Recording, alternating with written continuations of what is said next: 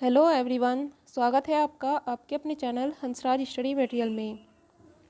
Friends, आज से यहाँ हम शुरू कर रहे हैं क्लास 7th की बुक है हमारे अतीत। देखिए, इससे पहले हम क्लास 6 की हमारे अतीत कंप्लीट कर चुके हैं। अब क्लास 7th की कर रहे हैं और उसके बाद क्लास 8th में जो भी हिस्ट्री की बुक होगी वो कंप्लीट करेंगे। पहले हिस्ट्री हो जाए, उसके बाद हम भूगोल की बुक कंप्लीट कर लेंगे। तो ऐसे ही करके सारे एसएसटी के सब्जेक्ट कंप्लीट हो जाएंगे। तो आज की जो ये बुक है हमारे अतीत, इसमें हम पढ़ने वाले हैं, देखिए यहाँ हम पढ़ेंगे 1000 वर्षों के दौरान हुए परिवर्तनों की पड़ताल। जो 1000 वर्षों अर्थात इसमें 700 से लेकर 1750 यहाँ तक के बीच के जो समय है, इस समय में क्या क्या परिवर्तन हुए हैं, इन सब के बारे में ही हम इस बुक में पढ़ने वाले हैं। इससे पहले पाषाण काल के बारे में क्या था, हड़प्पा सभ्यता, जो मगध पर शासन हुए हैं, उन सब के बारे में हम पहली बुक में पढ़ चुके हैं, अर्थात जो क्लास 6 की बुक थी उसमें कंप्लीट कर चुके हैं। तो अब आगे की जो टॉपिक है वो हम इस बुक में कंप्लीट करेंगे। चलिए देखते हैं इस लेसन में क्या दिया हुआ है।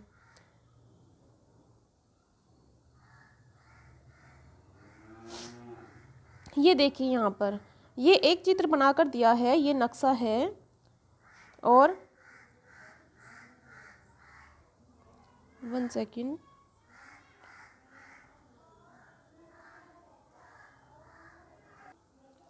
ये देखिए यहाँ पर ये नक्शा दिया हुआ है।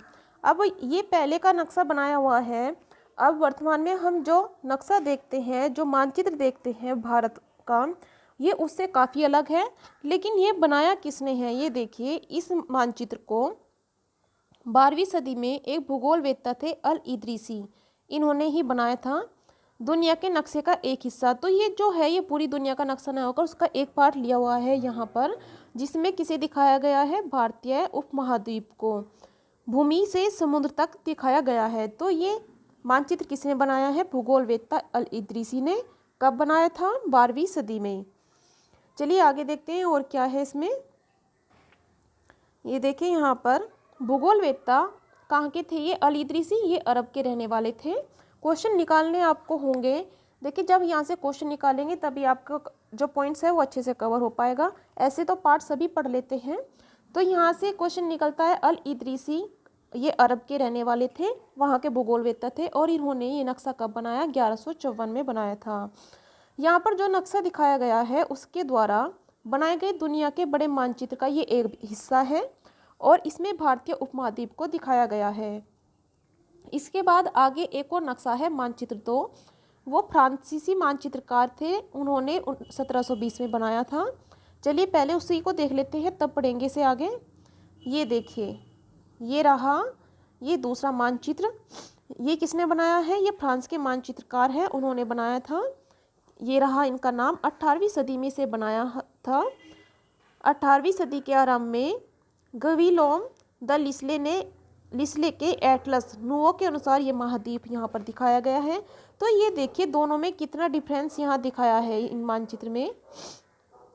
आप इसे आराम से देख भी पाओगे, यहाँ पर ये अलग से पूरे आराम से इन्होंने ये दिखाया है, लेकिन ये मानचित्र ऐसा, पहला मानचित्र ऐसा नहीं है।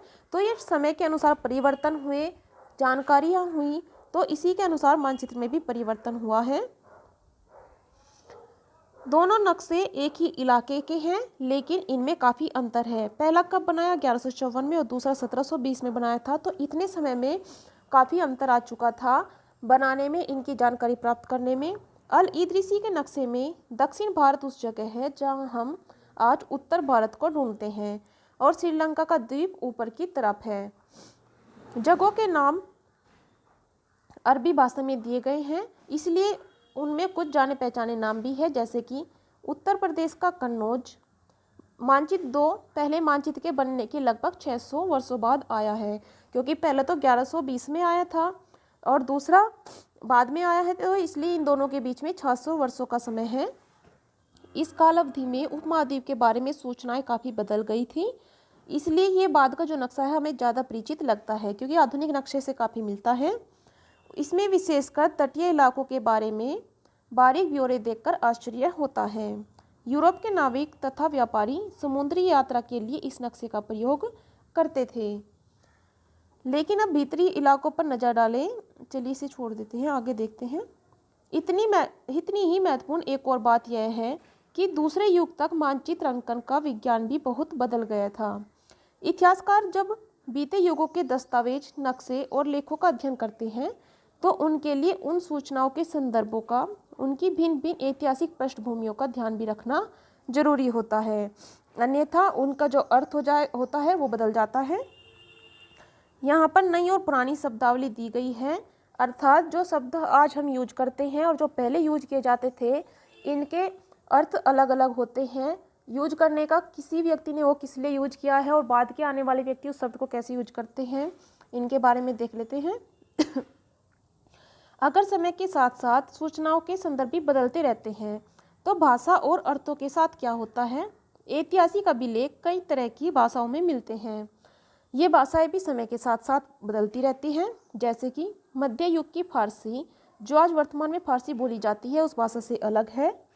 और ये भिन्नता सिर्फ व्याकरण और शब्द भंडार में ही नहीं आई, बल्कि समय के साथ साथ शब्दों के अर्थ भी बदल जाते हैं। जैसे कि यहाँ पर एक शब्द है हिंदुस्तान।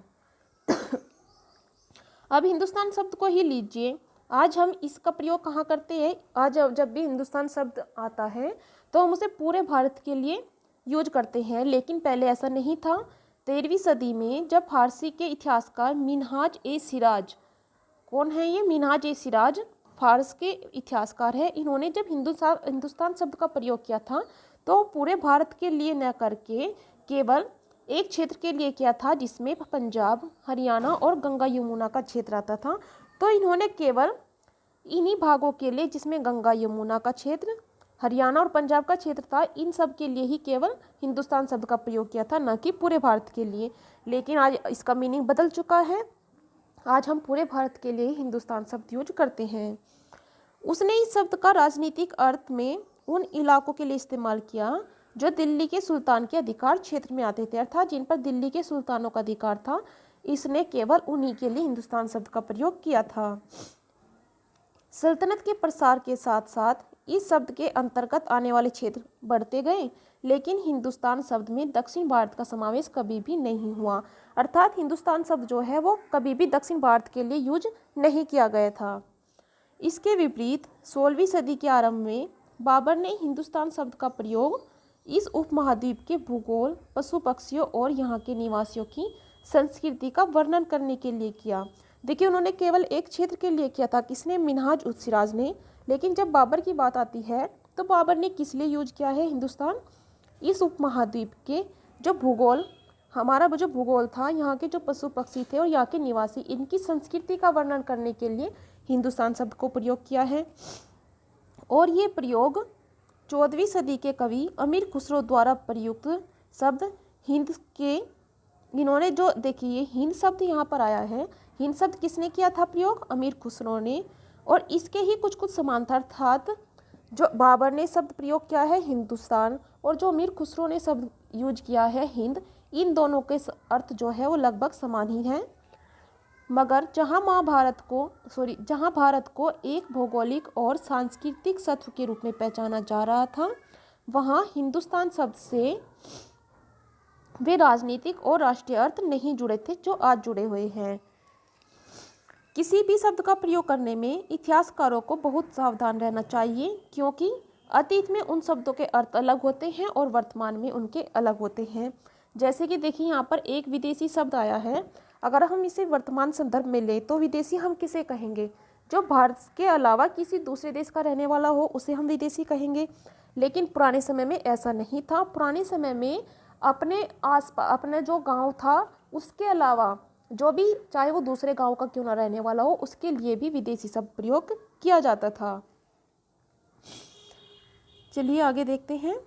ये देखिए, मानो किसी गांव से आने वाला कोई भी अनजाना व्यक्ति जो उस गांव, समाज या संस्कृति का अंग ना हो, उसे ही विदेशी पहले कह दिया जाता था। लेकिन वर्तमान में ऐसा नहीं है। वर्तमान में हम भारत के अलावा जो दूसरे देश का होगा उसे ही विदेशी कहते हैं। अब है इतिहासकार और उनके स्रोत। इतिहासकार जो लिखते हैं वे कहाँ से स्रोत इकट्ठे करते हैं, जैसे जिसके बारे में लिखते हैं, और फिर आगे वाले इतिहासकारों के लिए पहले वाले इतिहासकारों द्वारा लिखी हुए अभिलेख, उनकी पांडुलिपियाँ एक स्रोत बन जाती हैं। इसके बारे में बता रहे हैं, जैसे कि इतिहासकार किस युग का अध्ययन करते हैं और उसकी खोज की प्रकृति क्या है, इसे देखते हुए वे अलग अलग तरह के स्रोतों का सहारा लेते हैं।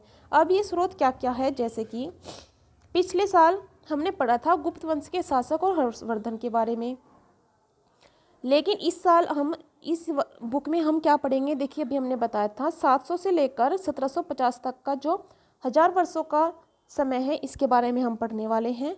तो अब ये इतिहासकार जो है ये किन किन स्रोतों का प्रयोग करते हैं, जैसे इतिहासकार जिन स्रोतों का प्रयोग करते हैं उनमें बहुत सी बातें ऐसी मिलेंगी जो कुछ तो पहले जैसी ही है, बिल्कुल पहले युग जैसी, लेकिन कुछ में बहुत परिवर्तन आ जाता है। इस काल के बारे में सूचना इकट्ठी करने के लिए इतिहासकार अभी भी सिक्के, शिलालेख, स्थापत्य अर्थात जो भवन निर्माण करने की कला है तथा लिखित सामग्री पर निर्भर करते हैं। अर्थात ये जो समय है 700 से 1750 के बीच, इस समय में भी इतिहासकार किस पर निर्भर करते हैं, जानकारी इकट्ठा करने के लिए सिक्कों पर, शिलालेख, स्थापत्य और लिखित सामग्री पर। लेकिन कुछ बातें पहले से भिन्न हैं। इस युग में प्रमाणिक लिखित सामग्री की संख्या और विविधता आश्चर्यजनक रूप से बढ़ गई है। अगर हम पहले की बात करें तो पहले समय में लिखित सामग्री हमें बहुत ही कम रूप में मिली। कहाँ से मिलनी शुरू हुई है, अशोक के समय से, जब उन्होंने शिलालेख लिखवाए थे, उससे पहले तो नहीं था। तो उसके बाद ही कुछ जानकारियाँ मिली है, लेकिन जैसे ही इस काल में आते हैं यहाँ पर लिखित सामग्री बहुत ज़्यादा मात्रा में प्राप्त होती है। इसके आगे के इतिहासकार सूचनाओं के दूसरे प्रकार के स्रोतों का भी इस्तेमाल धीरे धीरे कम करने लगे। इस समय के दौरान कागज क्रम से सस्ता हो गया। पहले कागज बहुत महंगा था, इसलिए उसका प्रयोग कम किया जाता था, लेकिन ये समय आते हुए कागज सस्ता हो गया और बड़े पैमाने पर उपलब्ध भी होने लगा। लोग धर्म ग्रंथ, शासकों के वृत्तांत, संतों के लेखन और उपदेश, अर्जियाँ, अदालतों के दस्तावेज, हिसाब, करों के खाते आदि लिखने में इनका प्रयोग करने लगे। किसका? कागज का। धनी व्यक्ति, शासक, जन, मठ, मंदिर ये पांडुलिपियाँ एकत्रित करने लगे। पांडुलिपियों के बारे में हमने बताया भी था। ये भुर्ज नामक पेड़ की छाल से बनाई जाती थी, जिस पर लिखा जाता था। और क्या होता था, अब मंदिरों में ये पांडुलिपियाँ एकत्रित की जाती थी और बाद में इनका स्रोतों के रूप में प्रयोग किया जाता था। इन पांडुलिपियों को पुस्तकालय तथा अभिलेखागारों में रखा जाता है। कहाँ रखा जाता है, ये भी एक क्वेश्चन निकल कर आता है, अभिलेखागारों में। इन पांडुलिपियों तथा दस्तावेजों से इतिहासकारों को बहुत सारी जानकारी प्राप्त होती है, साथ ही इनका उपयोग कठिन होता है।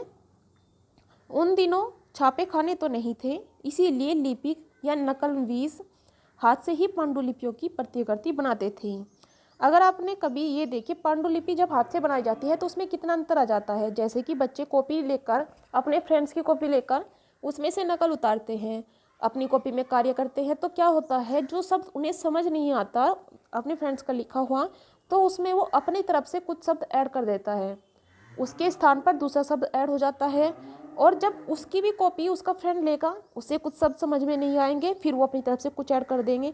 तो जो पहले कॉपी लिखी थी, उसके बाद जो दूसरी लिखी गई है और जो तीसरी लिखी गई है, इन तीनों में एक ही टॉपिक पर लिखा है, लेकिन अगर हम पढ़ें तो इनमें कई शब्दों का परिवर्तन आ जाता है, उनके मीनिंग जो है वो बिल्कुल बदल जाते हैं। यही प्रॉब्लम आती थी पांडुलिपियों को लिखने में, क्योंकि पांडुलिपियाँ पहले किसी ने लिखी है, बाद में जब दूसरा व्यक्ति उसे लिखता था, कुछ शब्द ऐसे भी होते थे जिनका अर्थ वो समझ नहीं पाते थे, तो उसके स्थान पर अपना शब्द यूज करते थे। अब यहाँ पर एक शब्द निकल कर आया है, चलिए इसे देखते हैं। अभिलेखागार, ये क्या है? ऐसा स्थान जहाँ दस्तावेज और पांडुलिपियों को संग्रहित किया जाता है, अर्थात इन्हें रखा जाता है।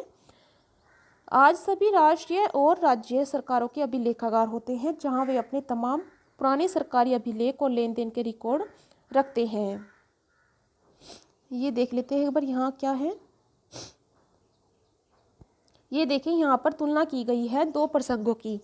अर्थात 13वीं सदी के मध्य में एक विद्वान को एक पुस्तक की प्रतिलिपि की जरूरत पड़ी, तो उसने क्या किया, उसके पास कागज़ नहीं था, क्योंकि उस समय कागज़ पर्याप्त मात्रा में उपलब्ध नहीं होता था, तो उसने एक पुरानी पांडुलिपि को धो दिया जिसकी उसे आवश्यकता नहीं थी, और उस कागज़ को सुखाकर उसका इस्तेमाल किया दूसरी पांडुलिपि को लिखने में। लेकिन बाद में क्या हुआ, कागज़ उपलब्ध होने लगा, तो अब वर्तमान की अगर हम बात की जाए या एक सदी की बात की जाए, अगर आप बाजार से कोई खाद्य पदार्थ खरीदते हो तो वो भी कागज़ में लपेट कर दे दिया जाता है। तो ये कितना अंतर है, इसे पांडुलिपि धोनी पड़ी, कागज़ को सुखाना पड़ा, तब जाकर उसे कागज़ प्राप्त हुआ। लेकिन अब वर्तमान में इतना कागज़ है कि अगर दुकान से कुछ खरीदने जाओ तो वो भी कागज़ में लिपटा हुआ मिलता है। चलिए आगे देखते हैं। ये देखें, यहाँ पर ये पांडुलिपि की नकल करते हुए दिखाया गया है और इसमें जो चित्र का आकार है वो 10.5 सेंटीमीटर से 7.1 सेंटीमीटर का है। इतने छोटे आकार का होने के कारण इसे लघु चित्र या मिनिएचर कहा जाता है। कभी कभी इन लघु चित्र का प्रयोग लेख में आई हुई पांडुलिपियों को स्पष्टता प्रदान करने के लिए किया जाता था। ये इतने सुंदर होते थे कि आगे चलकर संग्रहकर्ता अक्सर इन चित्रों को पांडुलिपियों से अलग करके बेचने लगे थे। चलिए आगे देखते हैं। देखिए कितनी सुंदर पांडुलिपि लिखी गई है, ये भाषा का कितना अच्छे से यूज किया गया है यहाँ पर। आगे देखते हैं क्या है। हाँ, यहाँ से कुछ इम्पोर्टेंट मिलता है, जैसे कि लिखावट की भिन्न भिन्न प्रकार की शैलियों के कारण फारसी और अरबी पढ़ने में कठिनाई हो सकती है। जैसे कि नस्तलिक लिपि बाईं ओर में वन जोड़कर धारा प्रकार रूप से लिखी जाती है, अर्थात जब इस लिपि को लिखते हैं इसमें बाईं ओर शब्द जोड़े जाते हैं। अर्थात ये देखिए यहाँ पर ये जैसे शब्द लिखे हैं तो इसमें इधर से शब्द जोड़कर लिखे जाएंगे। फारसी अरबी के जानकारों के लिए इस लिपि को पढ़ना आसान होता है। शिकस्त लिपि ये कैसे लिखी जाती है, ये दाईं ओर को लिखी जाती है। अधिक सघन, संक्षिप्त और कठिन लिपि है। कई बार लेखक स्वयं भी समय समय पर अपने मूल वृत्तांत में संशोधन करते रहते हैं, अर्थात जो उन्होंने पहले लिखा था उसमें संशोधन कर देते हैं। 14वीं सदी में एक इतिहासकार हैं जियाउद्दीन बर्नी। इन्होंने अपना पहला वृत्तांत कब लिखा था, 1356 में, और दूसरी बार इसके 2 वर्ष बाद लिखा। दोनों में अंतर है, लेकिन 1971 तक इतिहासकारों को पहली बार वाले वृत्तांत के बारे में जानकारी ही नहीं थी। ये पुस्तकालयों के विशाल संग्रहालय में कहीं दबा हुआ पड़ा था। अब है नए सामाजिक और राजनीतिक समूह। सन 1700 से 1750 के बीच 1000 वर्षों का अध्ययन इतिहासकारों के आगे भारी चुनौती रखता है। मुख्य रूप से इसलिए क्योंकि इस पूरे काल में बड़े पैमाने पर अनेक तरह के परिवर्तन हुए हैं। नई नई प्रौद्योगिकी इस टाइम आ चुकी थी, जैसे कि सिंचाई में रहट, कताई में चरखे और युद्ध में आग्नेयास्त्रों का प्रयोग किया जाता था। इस उपमहाद्वीप में नए नए तरह के खान पान, जैसे कि आलू, मक्का, मिर्च, चाय और कॉफ़ी, ये नई नई खाने की चीज़ें भी आईं। ये तमाम परिवर्तन, नई खाद्य प्रौद्योगिकियाँ और फसलें उन लोगों के साथ आए जो बाहर से यहाँ पर आए थे। इसका परिणाम क्या हुआ, ये काल आर्थिक, राजनीतिक, सामाजिक और सांस्कृतिक परिवर्तनों का काल भी रहा है। इस युग में एक स्थान से दूसरे स्थान पर आना जाना भी बहुत बढ़ गया था। अवसरों की तलाश में लोगों के झुंड दूर दूर की यात्राएं करने लगे। इस उपमहाद्वीप में अपार संपदा और अपना भाग्य गढ़ने के लिए अपार संभावनाएं मौजूद थी। इस काल में जिन समुदायों का महत्व बढ़ा उनमें से एक समुदाय था जिसका नाम था राजपुत्र। राजपुत्र अर्थात राजा का पुत्र। 8वीं से 14वीं सदी के बीच ये नाम आमतौर पर किसके लिए प्रयोग होता था, योद्धाओं के उस समूह के लिए प्रयोग होता था जो क्षत्रिय वर्ण के होने का दावा करते थे। राजपूत शब्द के अंतर्गत राजा, सामंत वर्ग ही नहीं आता था, बल्कि सेनापति और सैनिक भी आते थे जो पूरे उपमहाद्वीप में अलग अलग शासकों की सेना में सेवारत थे। कवि और चारण राजपूतों की आचार संहिता, प्रबल पराक्रम और स्वामी भक्ति का गुणगान करते थे। जो उनके दरबारी कवि होते थे, उनके दरबार में रहते थे, वे क्या करते थे, अपने राजाओं की जो उनका पराक्रम होता था, उनके साथ युद्ध में जाते थे, उनकी लड़ाइयों का वे वर्णन करते थे। इस युग में राजनीतिक दृष्टि से महत्व हासिल करने के अवसरों का लाभ मराठा, सिख, जाट, अहोम और कायस्थ आदि समूहों ने भी उठाया। कायस्थ कौन थे, मुख्यतः लिपिकों और मुंशियों का कार्य करने वाली जाति थी।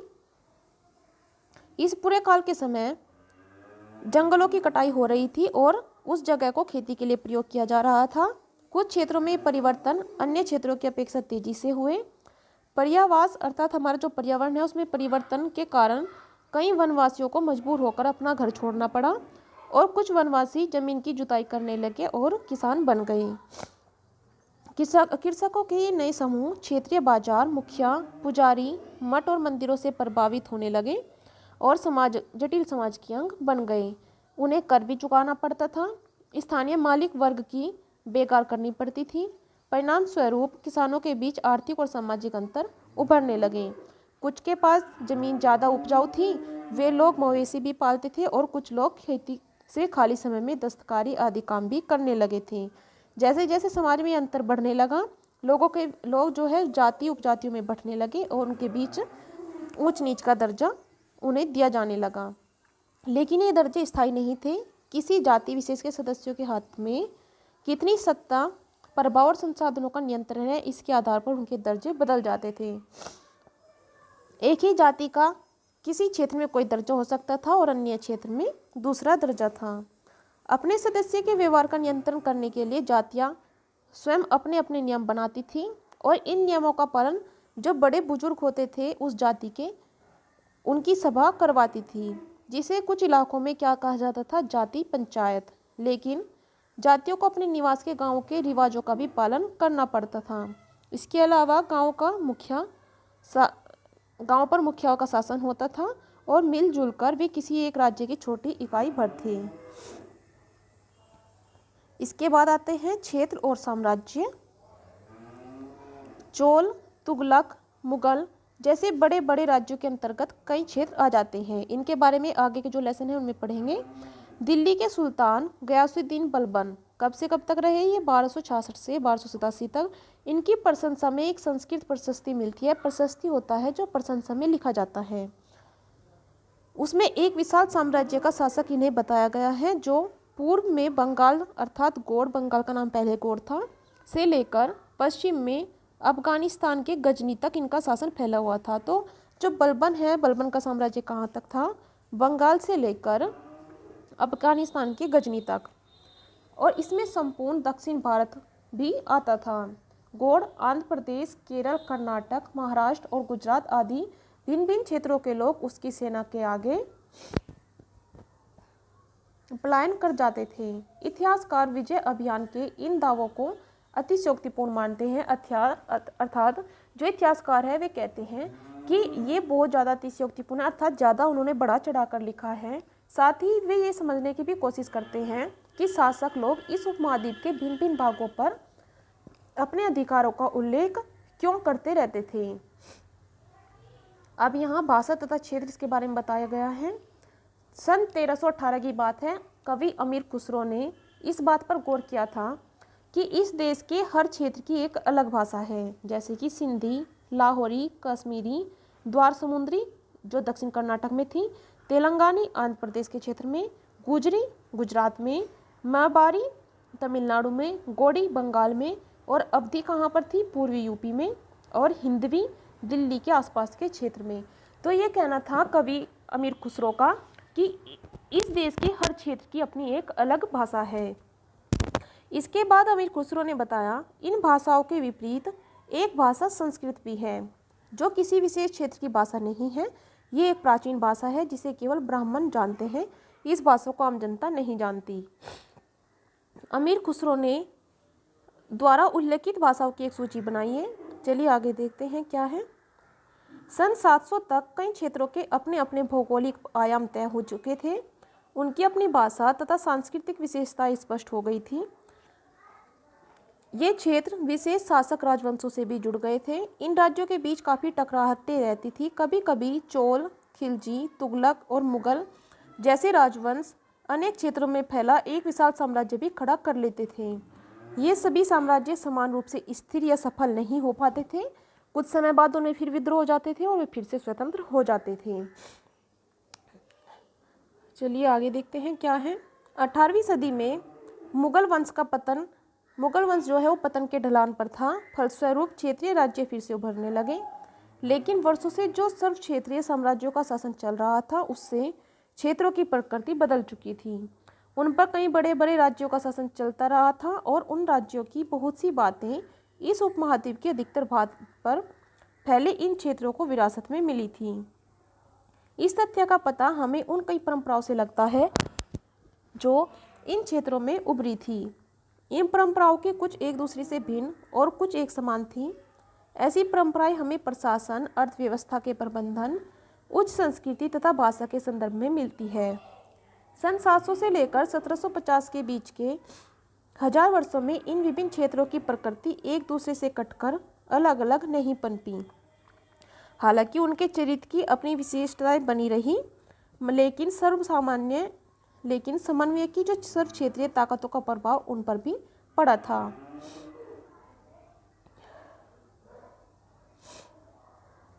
अब आगे है, यहाँ पर बता रहे हैं पुराने और नए धर्म के बारे में।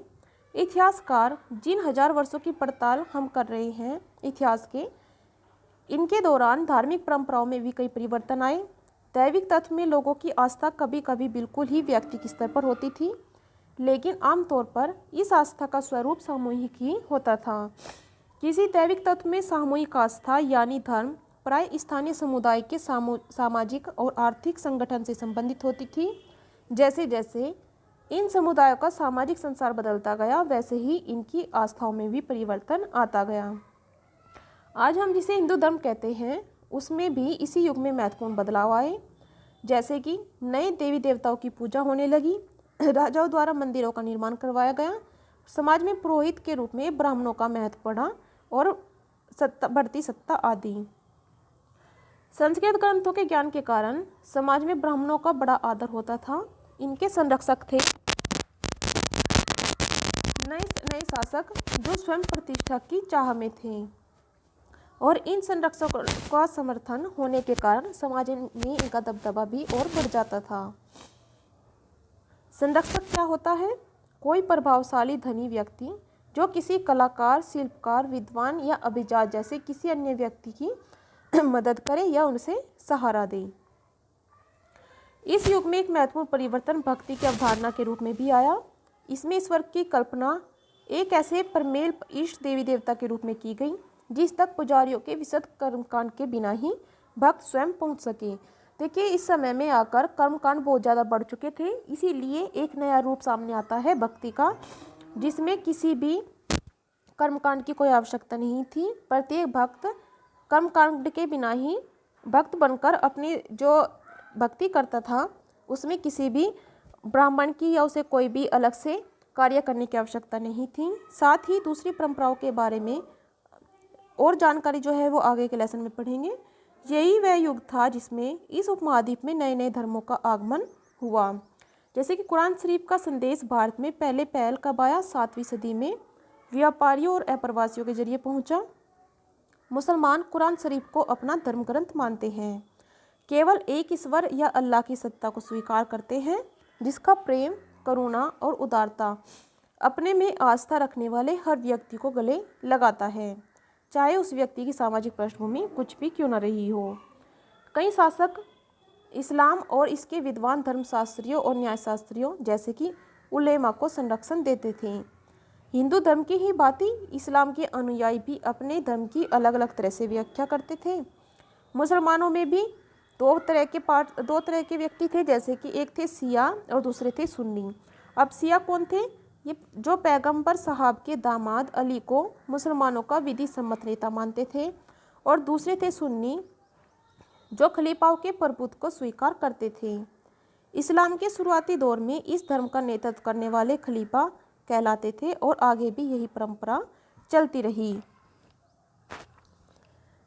इस्लामी न्याय सिद्धांत की विभिन्न परंपराओं के भी कई महत्वपूर्ण अंतर रहे हैं। ऐसे ही धर्म सिद्धांतों तथा रहस्यवादी विचारों को लेकर विभिन्नताएं देखने को मिलती है।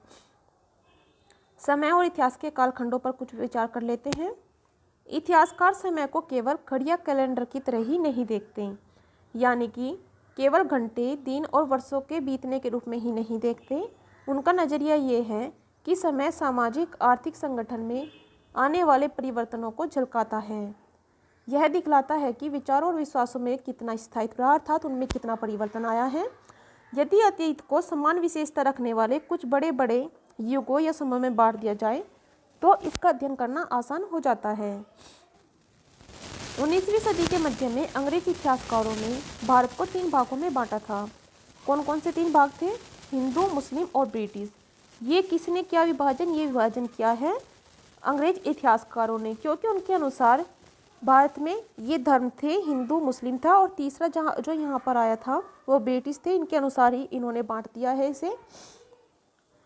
इस विभाजन का आधार क्या था? शासकों का धर्म ही एकमात्र महत्वपूर्ण ऐतिहासिक परिवर्तन होता है, अंग्रेज इतिहासकारों ने ये कहा है। अर्थव्यवस्था, समाज और संस्कृति में कोई भी महत्वपूर्ण बदलाव नहीं आता, लेकिन ये उनके अनुसार था क्योंकि उन्होंने केवल यहाँ धर्म को ही महत्व दिया है। आज इसी विभाजन को बहुत कम इतिहासकार ही स्वीकार करते हैं। अधिकतर इतिहासकार आर्थिक और सामाजिक कारकों के आधार पर ही जो समय है उसे बांटते हैं। पिछले साल बताया भी था कि प्राचीन समाज में कई प्रकार का समावेश था, जैसे कि शिकारी संग्राहक, प्रारंभिक दौर के कृषिकर्मी, शहर और गांवों के निवासी, प्रारंभिक दौर के राज्य और साम्राज्य। इस काल में इतिहास में क्या बताया जा रहा है? मध्यकाल के इतिहास के बारे में पढ़ रहे हैं।